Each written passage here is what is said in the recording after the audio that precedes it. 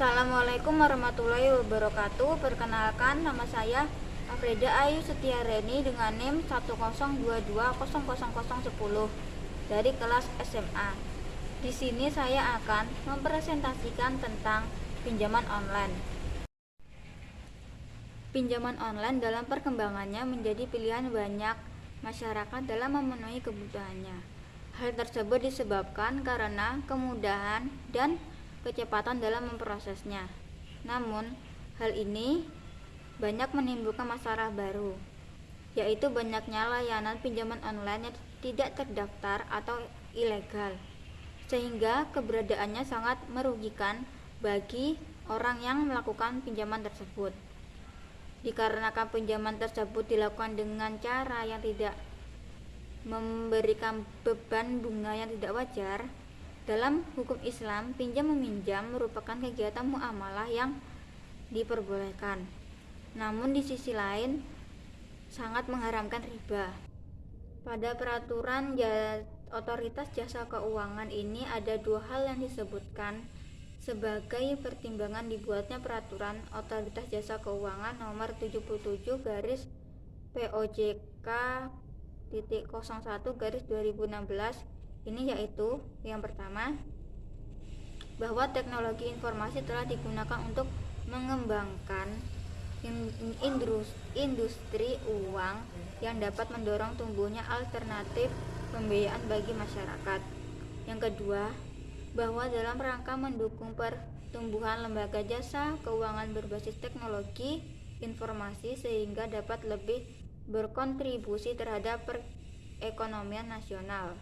Pada pasal 1 angka 3 POJK nomor 77 garis PJOK 01 garis 2016 menyebutkan bahwa layanan pinjam-meminjam uang berbasis teknologi informasi adalah penyelenggaraan layanan jasa keuangan untuk mempertemukan pemberi pinjaman dengan pemberi pinjaman dalam rangka melakukan perjanjian pinjam-meminjam dalam mata uang rupiah secara langsung, memulai sistem elektronik, dan menggunakan jasa internet.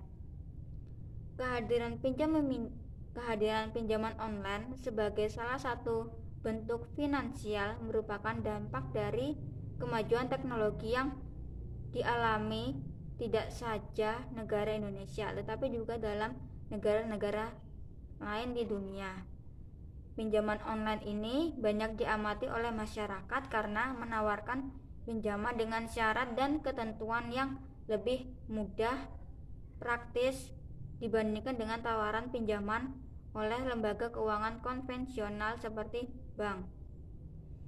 Faktor lain yang mendorong perkembangan pinjaman online adalah jumlah penduduk di Indonesia yang cukup besar dan jumlah kepemilikan dan penggunaan telepon seluler yang begitu besar di Indonesia, sehingga hal ini mendorong jumlah transaksi pinjaman online terus-menerus bertambah. Dalam pinjaman online terdapat hubungan hukum yang mengikat para pihak dengan adanya perjanjian. Adanya hubungan hukum perjanjian dalam pinjaman online disebutkan pada pasal 18 POJK nomor 77 garis POJK 01 garis 2016 bahwa perjanjian pelaksanaan layanan pinjam-meminjam uang berbasis teknologi informasi ini meliputi berbagai macam. Yang pertama, perjanjian antara penyelenggara dengan pemberi pinjaman. Yang kedua, perjanjian antara pemberi pinjaman dan penerima pinjaman. Sebagai suatu perjanjian, maka harus tetap berpedoman kepada syarat-syarat suatu perjanjian sebagaimana yang telah diatur pada pasal 1320 KUH Perdata, yaitu 1. Sepakat mereka yang mengikatkan dirinya. 2. Cakap untuk membuat suatu perikatan. 3. Suatu hal tertentu. 4. Suatu sebab yang halal. Juga harus memperhatikan ketentuan tentang Undang-Undang Informasi dan Transaksi. Ada pun beberapa cara yang harus dilakukan saat memperhatikan sebelum melakukan pinjaman online, yaitu 1. Lakukan pinjaman online yang terdaftar di OJK.